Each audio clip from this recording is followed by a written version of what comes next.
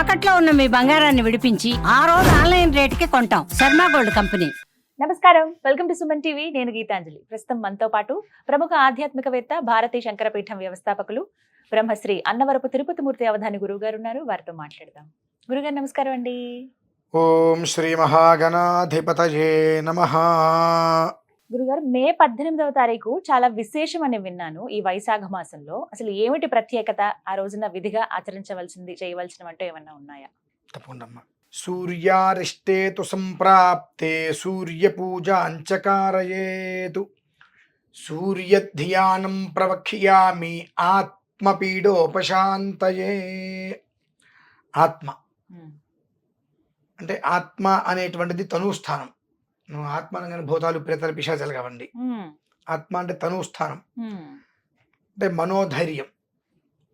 ఏ మనిషికైతే తన జీవితంలో మనోధైర్యాన్ని కోల్పోతాడో ఆ మనిషి జీవితంలో ఏది సాధించలేడు. ఎందువల్లంటే రవి యొక్క అనుగ్రహం ఉంటేనే మనోధైర్యం ఉంటుంది. గ్రహాలలో అత్యంత క్రూరమైన గ్రహం రవి. ఆయన అంత తేలిగ్గా ఎవరికి అనుగ్రహాన్ని ఇవ్వడు. ఆయన అనుగ్రహాన్ని ఇస్తే మిగిలినటువంటి 8 గ్రహాలు కూడా అడ్డం చెప్పలేవు. అంత విశేషం రవికి ఉంది. ఆయన దాదాపుగా నీడలాగా కనిపించకుండా ఉంటుంది తప్ప ఎవరికి బలాన్ని ఇవ్వడు. బలం ఇస్తే మాత్రం అందరూ రవిపర్వతానికి కదా యోగించింది, రవి యోగించాడు అంటుంటారు కొంతమంది. అతను యోగించాడా? ఎక్కడో పాతాళంలో ఉన్నవాడు దేవలోకానికి వెళ్తాడండి. ఆ స్థితికి ఎగబాగుతాడు. ఆయన యొక్క అనుగ్రహం పరిపూర్ణంగా మనకు లభ్యమయ్యేటువంటి రోజు వైశాఖ బహుళ పంచమి. ఇప్పుడు మే 18 వచ్చింది. అవునమ్మా. అయితే ఆ రోజు నాడు షష్ఠి వచ్చింది తిథి. ఇది 18 సంవత్సరాలకి ఒకసారి ఈ విధానాన్ని అనుసరిస్తుంది. 36 సంవత్సరాలకి ఒకసారి ఖచ్చితంగా అది వైశాఖ బహుళ పంచమి, ఉత్తరాషాఢ నక్షత్రము 18వ తారీఖు ఒకేసారి వస్తాయి. ఇవి కొన్ని విధానాలు. అలా వచ్చినప్పుడు చాలా అద్భుతమైన యోగం. దానికి భద్రకాళి పేర్లు కూడా మన వాళ్ళు పెడుతుంటారు, అది వేరే విషయం. ఆ రోజు నాడు సూర్యుణ్ణి మీరు ఏ రకంగా ఆరాధిస్తారో దాన్ని అనుసరించి మీకు యోగవంతమైన ఫలితాలు వస్తాయండి. 8 లక్ష్ములు ఉన్నారు మామూలుగా. ధనలక్ష్మి వెళ్ళిపోయినా, ధాన్యలక్ష్మి వెళ్ళిపోయినా, విజయలక్ష్మి వెళ్ళిపోయినా మనం హ్యాపీగా బ్రతికేస్తాం. ఎందువల్ల ధైర్యం అనేటువంటి మన దగ్గర ఉంటుంది కాబట్టి. ఆ ధైర్యలక్ష్మి ఉంటే అన్ని పోగొట్టుకుని మనం తెచ్చేసుకుంటాం. ఆ ధైర్యలక్ష్మి కూడా మన దగ్గర నుంచి వెళ్ళిపోతే మనం ఏం చేయలేం. ఆ ధైర్యలక్ష్మి స్థానమే సూర్యస్థానం, రవి. కనుక కృత్తిక, ఉత్తరాషాఢ ఇవి రవి నక్షత్రంలో జన్మించిన వారమ్మ వీరు.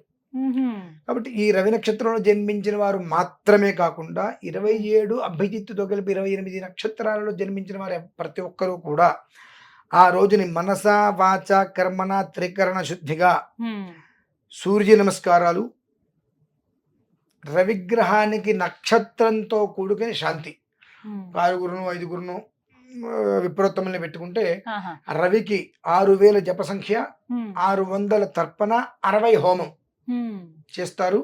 తర్వాత గోధుమలు నానబెట్టి వాటిని గ్రైండ్ చేయగా వచ్చేటువంటి పాలు ఉంటాయి. ఆ పాలతో సూర్యనారాయణ స్వామి వారికి లేదా ఈశ్వరుడికి అభిషేకం చేసుకొని ఆ గోధుమ రవ్వ పాయసం నివేదన పెట్టుకొని మాధ్యాహ్నిక సమయంలో సూర్యనారాయణ స్వామి వారు ఎదురుగుండా కనిపిస్తుండగా ఆయనకి హారతి ఇవ్వాలమ్మా. సప్తాశ్వరూఢం నక్షత్రమాలం కోటి కిరణ భాస్కరాయ, సప్తాశ్వరూఢం నక్షత్రమాలం కోటి కిరణ భాస్కరాయ అనుకుంటూ స్వామివారి మంచి అద్భుతమైనటువంటి పాట ఒకటి ఉందమ్మా. ఆ పాటని వింటూ అందులో మన సప్తాశ్వరూఢం అని కొడితే అందులో వచ్చేస్తుంది మనకు. అందులో అసలు సూర్యనారాయణ స్వామి వారు ఎవరు ఏంటి అంటే ప్రతి ఒక్కటి విడిగా ఇస్తారు. అందులో శ్వేతారూపం స్ఫటికావర్ణం అగ్నిశీలా భాస్కరాజ అంటే శ్వేతల్లటి కాంతి, అగ్ని రూపం, స్ఫటికాశీలం. ఆ 3 స్వచ్ఛతకి మారిపోయారు. ఆ స్వచ్ఛత అనేటువంటిది ఏ మనిషిలో ఉంటుందో ఆ మనిషికి ప్రపంచంలో అపజయం అనేటువంటిది ఉండదు. ఉంటుందమ్మా? ఇంకా ఉండదు కదా. ఖచ్చితంగా. కడుపు నిండా భోజనం ఉంటుంది, రూపాయి అప్పు ఉండదు, ఆ, కంటి నిండా నిద్ర ఉంటుంది, చేతి నిండా పని ఉంటుంది. అంతే అంటే స్ఫటికం, శుద్ధ స్ఫటికం, ఇటు చూస్తే అటు కనిపిస్తుంది చక్కగా. ఉమ్, శ్వేత అంటే తెల్లటువంటిది, ఎక్కడైనా యుద్ధాలు జరుగుతుందా తెల్ల జెండా విప్పి మొత్తం శాంతికి చిహ్నంగా ఆ, పెడుతూ ఉంటారు.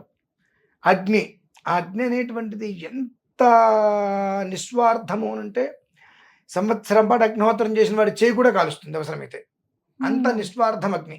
ఉమ్, ఆ మూడు ఎంత స్వచ్ఛత కలిగినటువంటివో ఉమ్. ఆ స్వచ్ఛత ఆ మనిషికి ఏర్పడుతుందమ్మా. ఓ, ఆ స్వామిని మనిషికి ఆరాధించడం. ఎప్పుడైతే ఆ స్వచ్ఛత ఏర్పడుతుందో ఉమ్, వారికి యావత్ ప్రపంచంలో అపజయం అనేటువంటిది ఎందుకు ఉంటుంది? ఉమ్, దీనికి ఎక్కువగా ఈ స్థితిలో ఉత్తరాషాఢ నక్షత్ర జాతకులు ఉంటారు.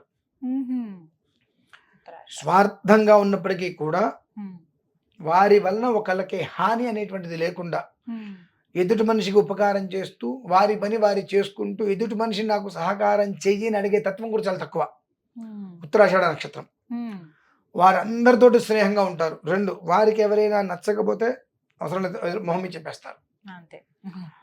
కాస్త రెండు రకాలుగా ఉన్న వ్యక్తులు స్నేహం చేయలేరు. వాళ్ళు ఉమ్, స్వచ్ఛతగా కలిగినటువంటి మనుషులు ఎవరైనా ఉన్నారంటే వారి- ఉత్తరాషాఢ నక్షత్ర జాతకులు అని మనం చెప్పచ్చమ్మా. ఉమ్, ఆ రకంగా ఆ రోజు నాడు ఎవరైతే ఆ సూర్యనారాయణ స్వామి వారికి సూర్య నమస్కారాలు, ఉమ్, ఈ యొక్క నక్షత్రంతో కూడుకొని రవిగ్రహ శాంతి చేసుకోగలిగితే ఆత్మ ఉమ్, మనోనిగ్రహం స్థితి అనేటువంటిది ఏదైతే ఉంటుందో అది పరిపూర్ణంగా, ఇప్పుడు మనం చెప్పుకున్నాం శ్వేతావర్ణం, స్ఫటికాశీలం, అగ్నివర్ణం అని చెప్పి, ఉమ్, అది ఏదైతే ఉంటుందో ధగజ్వాలం, దగ్ధజ్వాలం ఉమ్, ఏంటంటే ధగ ధగ మెరిసిపోతున్న దాన్ని మనం దగ్గరికి వెళ్ళి ముట్టుకోవాలని ఒక్క క్షణం ఆలోచిస్తుంటాం. ఆ రకమైన జీవితం భగవంతుడు ఇస్తాడు సూర్యస్వామి వారు. ఉమ్, అంత విశేషమైనటువంటిది. ప్రతి సంవత్సరము ఉమ్, వైశాఖ బహుళ పంచమి అంటే వైశాఖ మాసంలో అమావాస్యకి ఒక 10 రోజుల ముందు వచ్చేటువంటి పంచమి, పంచం. ఉమ్, పౌర్ణమి తర్వాత 5వ రోజు ఉమ్, పంచమి. ఆ రోజు నాడు సూర్యనారాయణ స్వామి వారికి చేసేటువంటిది విశేష, ఎంత విశేషము అనంటే 100 సంక్రాంతులు చేసుకుంటూ వచ్చే ఫలితం. ఉమ్, సంక్రాంతులు అంటే చాలా ఇష్టం సూర్యనారాయణ స్వామి వారికి. ఉమ్, అలానే 100 రథసప్తములు చేసుకుంటే విశేషం.